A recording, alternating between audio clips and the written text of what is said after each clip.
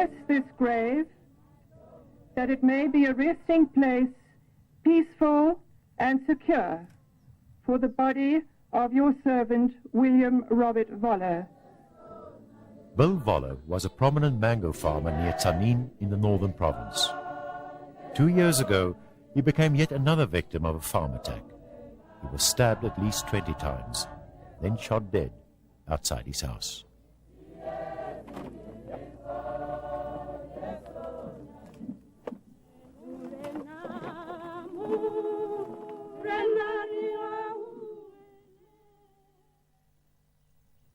Hoveni village, near the Voller farm in the Ofkalako area. It was here that 3 of Bill Voller's attackers grew up and lived. It's a desperately poor community, dependent on the jobs provided by farmers. Voller was one of the biggest employers in the area. In the early hours of 30 November 1999, 5 men attacked his farm. A 6th waited in the getaway car. Voller had just made his wife Vera her morning tea. When he went outside, the men stabbed and shot him. They then assaulted Mrs. Voller and tied her up. The killers fled with handguns and a few other items. The whole time they were here, they kept saying, "Where's the money? Where's the money?" to a degree that became tiresome, to put it mildly. I'm certain that they were basically trying to get money. Yes, but they had put together an attack that was extraordinarily well planned. On looking at the details afterwards, it was very well planned. It had been put in place. It was organized. It was a hit, definitely a hit. The police, commando and local farmers immediately launched a massive manhunt. But 5 of the attackers were already hundreds of kilometers away, hiding in a squatter camp on the East Rand in Gauteng. Only with the help of the local community, the police managed to arrest the suspects within 72 hours. Ons het op inligting van een van die lede van die publiek gereageer, wat de informant van ons is. Hy het ons gelei tot by Primrose. Dit was 'n squatterskamp, 'n plakkerskamp. Dit is redelike goeie inligting wat ons gehad het om die lot van hier af binne 'n paar dae die kant toe gaan arresteer. Death has a finality about it that it was more important for me to come to terms with the death than revenge of any kind. I left that up to the most amazing police force that took over the case, who were clever enough to find the perpetrators in incredibly short order, who were consistent and careful beyond imagining in putting together their evidence, who were kind beyond imagining as well, caring, who still are very supportive. We are really very lucky to have policemen like we do have in this area. Voller and a business partner had built the only schools in Hoveni. He'd been involved in several projects in the community, and his death angered both white and black. After his death, we, the stakeholders of this area, of this Hoveni, wrote a sympathetic letter towards his family, because we knew that Bill Voller used to help us in employment opportunities, in the manner of giving us a minor education, or donating some blocks for us. He had that ability to capture people's imagination. He really cared about people, and it just emanated from him. He was an interesting man, really. Police investigations revealed an intricate plot to attack the Voller farm. The man believed to be the mastermind was a resident of the Hoveni village. He'd left the area and joined an uncle on the East Rand. There, they hatched their plan. Backed up by other criminals, They returned to the farm, planning to execute the robbery on the day the Vollers paid their workers. These criminals that killed Belifona, their background. Now, point number one, the one who is a mastermind never even completed the primary school. The other one, too, never even completed the primary school fees. That is why he doesn't have enough education. He resorted to those activities because he's unchallenged. Had he had an opportunity of completing primary school and going to the secondary school, so he wouldn't have that mind of socializing himself into those subcultures, which I'm referring to the criminal activities. Shilovana tries desperately to keep the children of Oveni busy and away from criminal influences, but he's fighting a losing battle.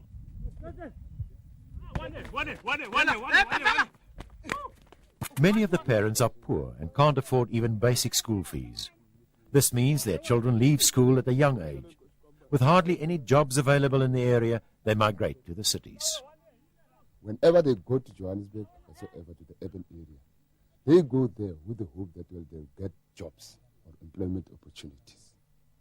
Only to find that, when they arrive at end, they really do not get those jobs as I indicated before. Then they resort much to these criminal activities. They cannot do those criminal activities in Johannesburg because they are not mastermind. They are afraid to be killed. Then they learn those tricks and come back here and exercise those tricks here. The residents of Oveni are buckling under the onslaught of thieves, robbers and murderers. Here, criminals have become role models. The crime is very high. In reality, it's very high. If I can put it in meters, it's from here, it's from Cape to Messina. Die winkels word omtrent elke tweede, derde nag ingebreek en dan steel hulle alles. So daar's van daai winkels wat winkeleienaars wat groot skade ly. En omdat daai gebied 'n bietjie ver van Sandton dorp af is, as jy praat van die dorp. Al alternatief wat hulle het is om aan die plase te gaan inbreek. The criminals become role model to the young people because they're driving nice cars.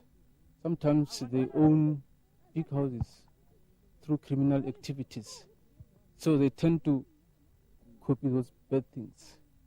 They regard us with certificates from education as stupid people. In August this year, the 6 men who killed Voller were sent to jail for life. But the people of Oveni say even this harsh sentence won't be a deterrent for others. Desperate youth simply have too little to lose if they commit a crime.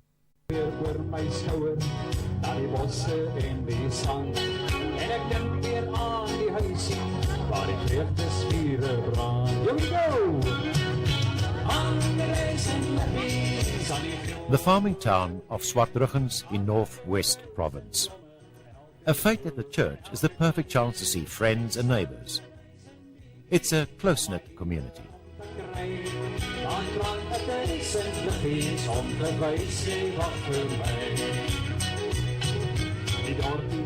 Everyone knows everyone, and here everyone knows at least one family torn apart by a farm attack.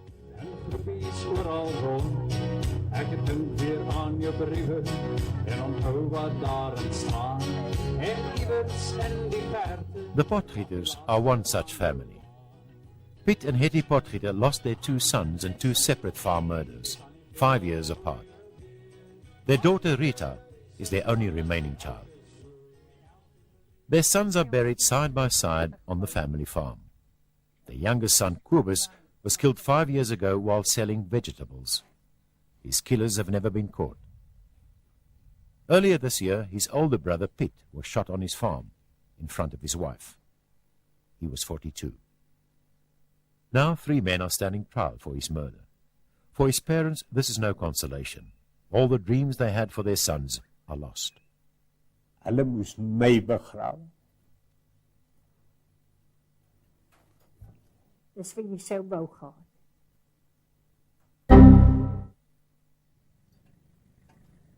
For Piet Potgieter Sr., much of the passion he had for the land and for farming is gone.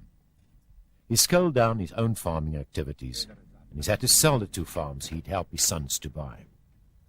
These farms were next to the family farm in the Lindley-Spoort Valley, near Swartruggens. Ek het vir my kinders, jy weet, ek het hulle probeer help, dat hulle nie so swaar as ek moes gekry het. Dat het met hulle kon beter lewe gegaan het. Daar is dit van my weggeneem. Nou waaroor? Vir wat sukkel? Hoekom jy nou nog aangaan? Sorg net vir jouself, jy kan leef van dag na dag en dis hoe dit gaan. Jy stel nie meer belang nie.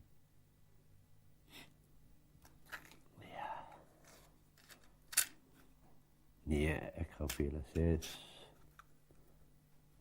jy kan nie vir 'n ander mens eintlik verduidelik wat jou gevoelendheid is. Maar mense, laat ek 'n haat in my het, is ook so. Ek kan dit nie wegredeneer. En laat ek geen vertrouendheid ook het, is ook waar. Ek kyk met dubbele oë. Is jammer. Maar ek glo nie, ek kan verkwalik word.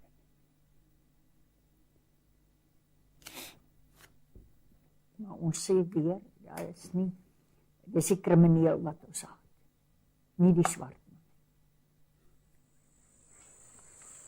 Piet Potgieter Jr.'s murder put the community on a knife edge. White farmers were threatening to take the law into their own hands. They were demanding retribution. But Nabot Leketi managed to stop the threatened violence. In an impassioned speech at Potgieter's funeral, Leketi pleaded for calm. White and black heeded the call. Leketi is a prominent farmer in the nearby Madikwe district and chairman of the National African Farmers Union. Ek is 'n voorsitter van hierdie omgewing van Madikwe, van baie boere. En daarom moet ek 'n vrede bespreek tussen die 2 boere, wit boere en die swart boere. Neighboring farmer Elifas Chinangwe believes black and white farmers should unite to put pressure on government. Pressure to stop farm attacks and bring back the death penalty. He's been attacked twice on his Lindley-Spoort farm. In the latest incident a few months ago, criminals overpowered Chinangwe in his farm shop. They assaulted him and held him and his 2 grandchildren hostage. Ek is swart boere wat ek slag gekry het. Hoekom het ek hom gekry? Dit weet jy, dis net waar 'n boer is. Ek is enigste boer in die gebied hierso, wat swart boere wat ek tussen die boere is, wat ek dieselfde ding gekry het wat die boere. Dit mens, elke boere, of as het meer geweest wat die boere swart mense, ons sal dieselfde slag gekry het. Want dan moet so, word ook om iets hoor, dis karanjan. The farm attacks are more and more focused on the black environment of farmers, of the colored farmers. And I'm not 100% sure why.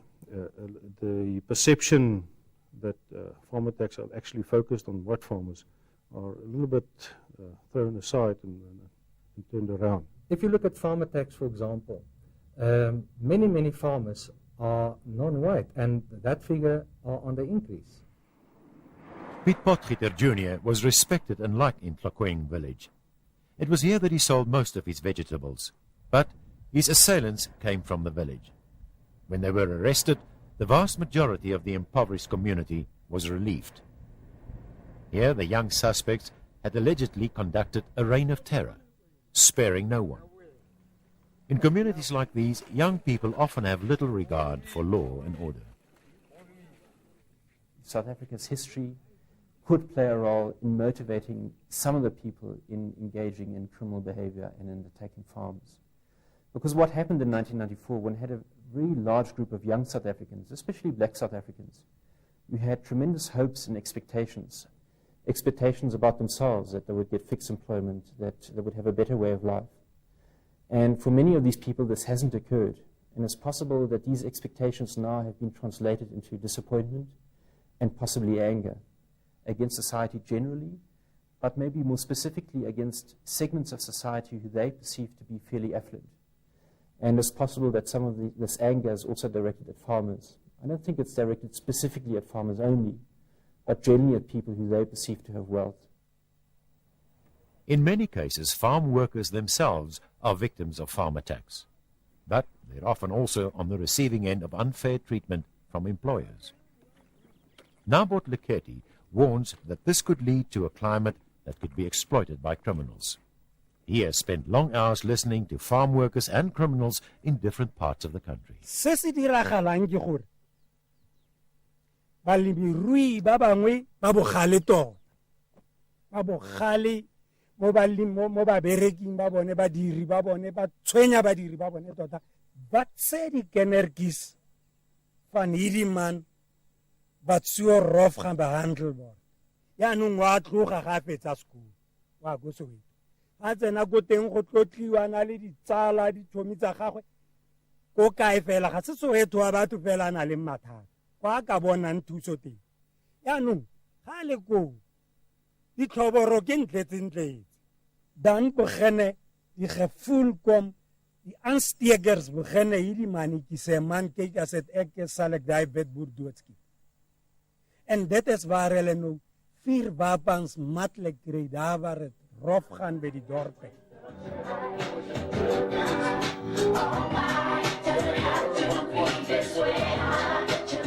It seems that unemployment and urbanization have had the same devastating impact on many impoverished areas.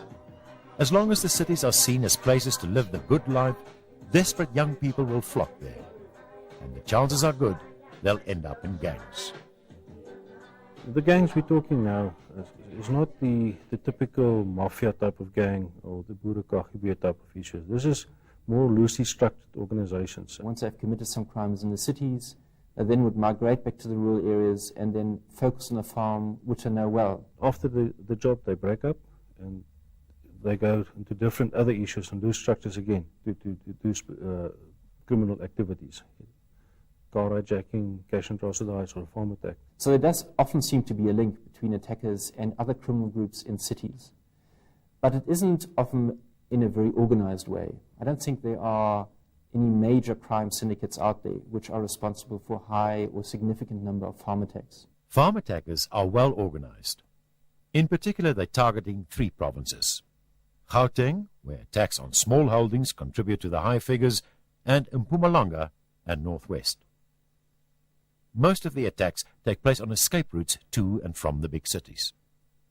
People on many occasions make the remark that this military precision, and I think that that also creates a wrong perception. Because most of the farm people, the farm attacks today are between the ages of 70 to 21. And that's people that actually have no military training at whatsoever. We should rather look into their plan very good.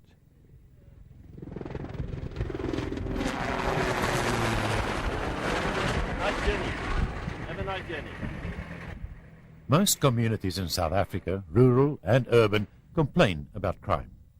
The cash-strapped security forces are stretched to the limit in their battle against criminals. Good morning, In the vast and often scarcely populated farming communities, it's even more difficult to respond to calls or prevent crime. Crime prevention operations like these are expensive, but the police insist that rural safety is one of their priorities.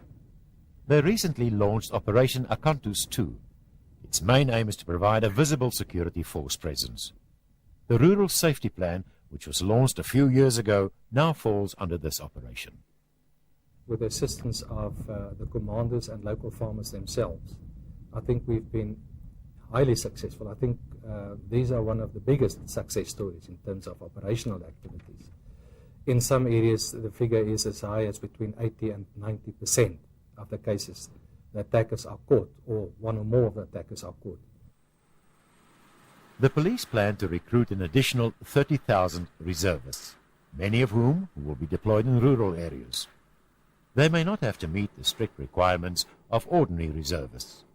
The aim is to involve as many people as possible in securing the safety of South Africa's platteland. This will increase the intelligence gathering capabilities of the security forces. But even this may not be enough. I mean, on the one hand, one can do what's been done for some years now, is simply to give the law enforcement agencies more resources, have more patrols in farming areas, have more roadblocks, improve the intelligence capabilities of the state so that some farm attacks can be prevented. You can deploy 20,000 or 22 million police officers. That won't solve farm attacks because you don't address the causal factors behind crime. As important, if arguably not even more important, would be a long-term solution.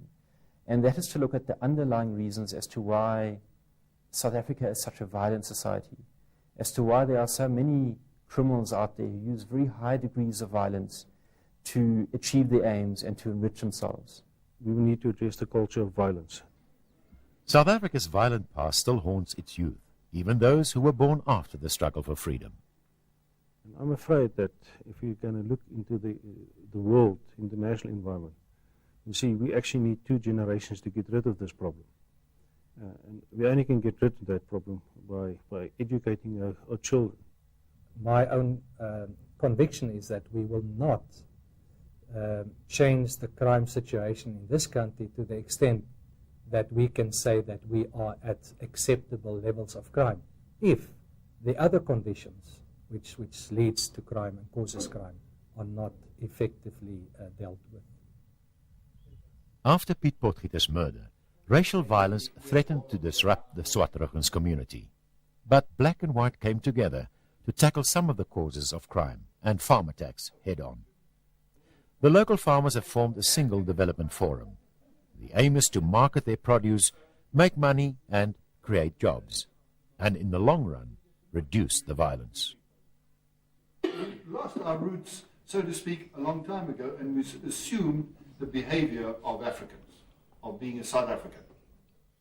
Should you mediate your problem? You need the involvement of civil society, of churches, of parents and teachers, of the community generally, to teach South Africans that violence isn't the way to build a new and better and more prosperous South Africa.